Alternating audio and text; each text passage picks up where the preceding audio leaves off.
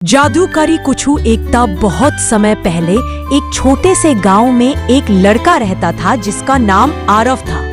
आरव हमेशा कुछ ना कुछ नया सीखने और खोजने की कोशिश करता, लेकिन उसका सबसे बड़ा सपना था जादू करना।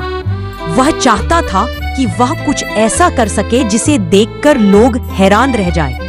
एक दिन आरव गांव के जंगल में खेलते खेलते एक पुराना चमकता हुआ किताब मिला।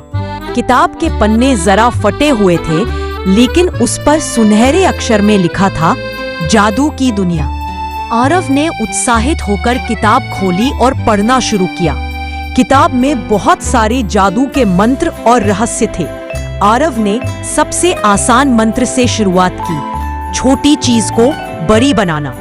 उसने अपने हाथ में एक छोटा पत्थर लिया और मंत्र पढ़ा। अचानक पत्थर धीरे धीरे बड़ा होने लगा। आरव की आंखें खुली की खुली रह गई। उसने खुशी खुशी पत्थर को अपने दोस्तों को दिखाया, लेकिन आरव समझ गया कि जादू सिर्फ दिखावे के लिए नहीं है, बल्कि इसे सही तरीके से इस्तेमाल करना बहुत जरूरी है। उसने किताब पढ़ते पढ़ते सीखा कि जादू का असली मकसद दूसरों की मदद करना है। कुछ दिनों बाद गांव में एक बड़ा संकट आया। गांव की नहर सूख गई थी और पानी की कमी हो गई। लोग परेशान थे। आरव ने तुरंत सोचा कि यह सही मौका है जादू दिखाने का। वह नहर के पास गया और किताब के मंत्रों के अनुसार जादू करने लगा। उसने अपने हाथ उठाए और मंत्र पढ़ा, पानी की बूंदें आओ नहर को भर दो। कुछ ही समय में नहर में धीरे धीरे पानी भरने लगा। गांव वाले आश्चर्यचकित रह गए। उन्होंने देखा कि एक छोटा लड़का जादू के माध्यम से उनकी मदद कर रहा है। आरव ने मुस्कुराते हुए कहा, जादू सिर्फ मजा नहीं है, यह दूसरों के लिए उपयोगी होना चाहिए। उस दिन के बाद आरव गांव में सबका प्रिय बन गया।